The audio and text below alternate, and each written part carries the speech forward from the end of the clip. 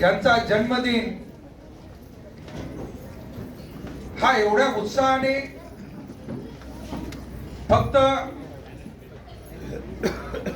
मनोरंजक नाही तर मनामनावर काहीतरी वेगळं अधिराज्य या ठिकाणी या इतिहासाने घडवलंय अशा प्रकारचा भास झाल्याशिवाय राहत नाही। मी सकाळी शाळा क्रमांक 78 तुमच्या भाषेत आणि माझ्या भाषेमध्ये मान्यवर कांशीरामजी हिंदी विद्यालय त्या ठिकाणी गेलो होतो आणि जे परिवर्तन मी पाहिलंय, मी 26 जानेवारीलाही त्याचा उल्लेख केला होता आणि आजही उल्लेख केला। मला अपेक्षित असलेलं परिवर्तन त्या मुलांमध्ये दिसतंय, त्यांच्या सादरीकरणामध्ये दिसतंय। आज तर आपण त्याच्या पुढे जाऊन अगदी खेळवाडीतील मुलं, बालवाडीतील मुलं, ह्या मुलांचं पाठांतर, त्यांच्यामध्ये असलेली स्टेज डेअरिंग ही त्यांना तुम्ही वाव करून दिला, एक संधी प्राप्त करून दिली। हे कधी शक्य होत आहे ज्या वेळेस शिक्षकांनी आणि पालकांनी मनामध्ये इच्छा प्रकट केली की होय मी जे जगतोय ते कुणामुळे जगतोय। आम्ही फक्त राजा छत्रपती शिवाजी महाराज यांचा इतिहास अफजल खानाच्या कोथळ्याच्या पुढे जाऊ देत नाही, परंतु अफजल खानाच्या कोथळ्याच्या पुढे जर आम्ही गेलो तर खऱ्या अर्थाने छत्रपती शिवाजी महाराज तुम्हाला आणि मला समजतील। शिवाजी महाराजाला उगाच हा संपूर्ण जगातला इतिहासकार अभ्यासत नाही, कारण तुम्ही आणि मी तर 1870 सालानंतर छत्रपती शिवाजी महाराजांच्या या कार्याला उजाळा द्यायला लागलो। म्हणजे त्यांच्या मृत्यूनंतर 200 वर्षांनी छत्रपती शिवाजी महाराजांचा पोवाडा असेल किंवा पहिला पुतळा असेल तो 16व्या 17व्या 18व्या शतकात नाही तर 19व्या शतकात आणि 1928 साली पुण्याला बांबुर्डीला लागला। काय कारण होतं? म्हणून मी सुरुवातीला म्हणालो तुम्ही आणि मी या ठिकाणी छत्रपती शिवाजी महाराजांचा फक्त असा पोवाडा की गोडवा गाऊन चालणार नाही, तर त्यांचं जे साहित्य आहे ते साहित्य आम्ही अभ्यासलं पाहिजे। त्या काळातली लढाई कुठल्या धर्माच्या आणि जातीच्या विरोधात नव्हती, ती राजांची लढाई होती, वेगवेगळी राज्य होती। आता सोनाक्षीने सांगितलं की 10 पैकी 11 पैकी 10 अंगरक्षक जर छत्रपती शिवाजी महाराजांचे मुसलमान असतील तर कुठे तिथे धर्माचा वाद होता। आम्हाला कुठल्या गोष्टीत रस असला पाहिजे। छत्रपतींचा छावा आम्ही ज्याला म्हणतो, काल परवापर्यंत तुम्ही आणि मी त्यांच्याबद्दल कधीही चांगलं ऐकलं नाही। ते छत्रपती आम्ही आज त्यांना धर्मवीर म्हणतो। संभाजी महाराज काल परवापर्यंत का म्हणतोय मी, कारण 2011 साली पुण्याला, आळंदीला, फुलगावला ज्यावेळेस आमचा प्लॅन्ट त्या ठिकाणी काम चालू होतं आणि मला रोज जावं लागायचं, त्यावेळेस मी कमलेशला एकदा घेऊन गेलो होतो। 1.5 फुटापेक्षा मोठा पुतळा त्या ठिकाणी संभाजी महाराजांचा नव्हता। संभाजी महाराजांचं त्या ठिकाणी जे स्मारक आहे ते त्याच्या पलीकडे नव्हतं, ज्या ठिकाणी त्यांनी ह्या संपूर्ण जीवनाला एक वेगळ्या प्रकारचं म्हणजे कलाटणी दिली। आज आपण त्यांच्या बलिदानाबद्दल खूप मोठमोठ्या स्टोरीज लिहितोय, गातोय, परंतु सत्य काय आहे?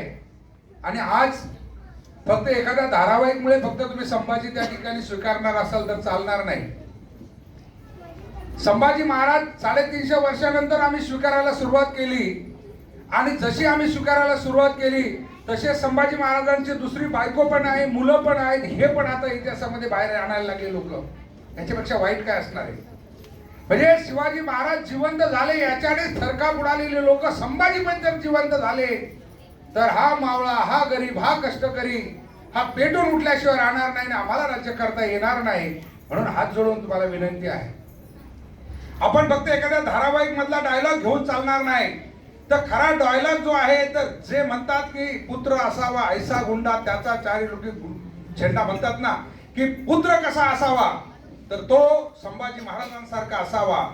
आणि संभाजी सारखा पुत्र, ज्या पुत्राने युद्ध तर जिंकलीच, युद्धामध्ये त्यांनी कुठेही पराजय त्या ठिकाणी त्यांना स्वीकारावा लागला नाही, परंतु त्यांनी जे साहित्य निर्माण केलं ते साहित्य आता मी डॉक्टर बाबासाहेब आंबेडकर स्मारकामुळे आणि तिथे येणाऱ्या त्या विचारवंतांमुळे थोडं थोडं वाचायला लागलंय.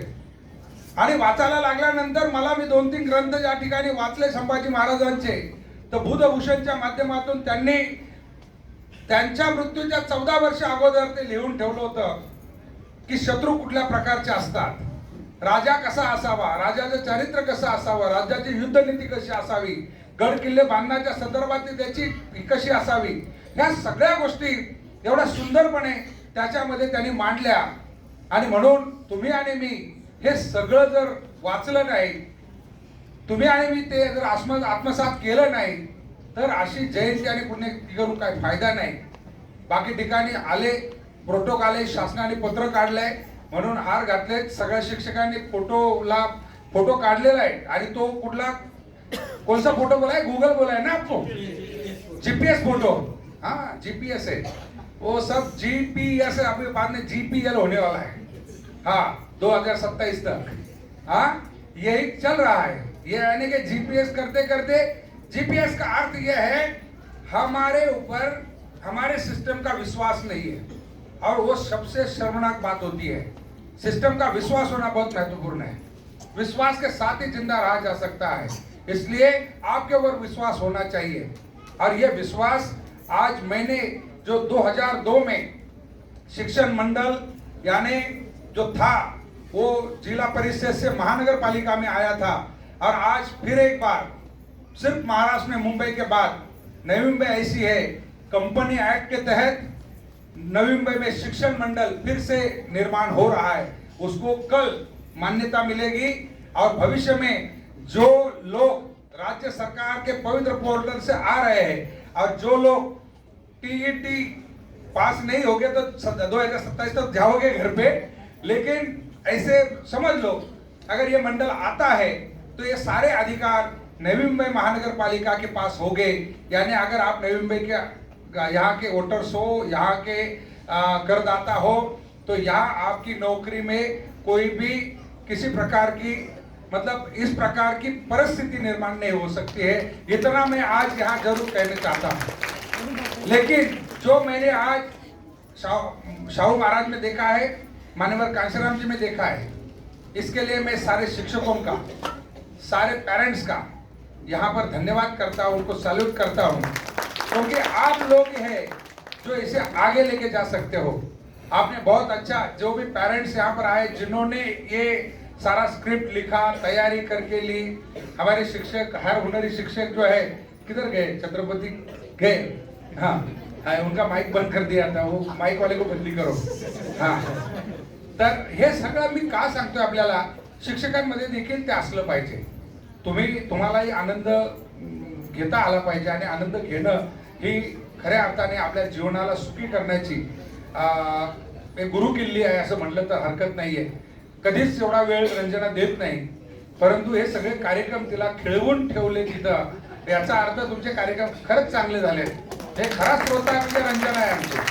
नाहीतर मी बोलायला लागलो की मला पाठीमागे चिमटे काढणं किंवा तिकडनं अस्थि खुणावणे, हे आता ह्या वयात काय खुणावणार, त्या फक्त सगळ्यात गप्प बसायला जास्त उशीर झाला.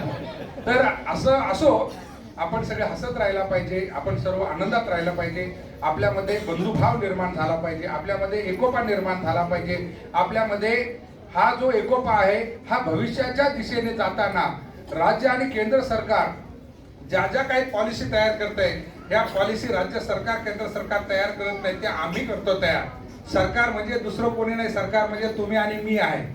आणि म्हणून मी सकाळी एक त्या ठिकाणी सांगितलं की आमच्या हिंदू धर्म पद्धतीप्रमाणे आमच्याकडे मुलीला विकत नाही, आमच्या मुलीला कन्यादान करतो. आम्ही काय करतोय, कन्येचं दान करतोय. आणि कन्यादान केल्यानंतर जर सासरच्या लोकांनी तिला त्रास दिला तर आमच्या ऍक्ट मध्ये एवढी मोठी त्या ठिकाणी प्रोव्हिजन केलेली आहे की त्यांच्या अख्खी खानदान आतमध्ये जाऊन बसते, नाहीतर अख्खा गाव जातो, आणि मग जावयाला त्या ठिकाणी त्यांची काय धिंड काढायची ती काढू शकतो.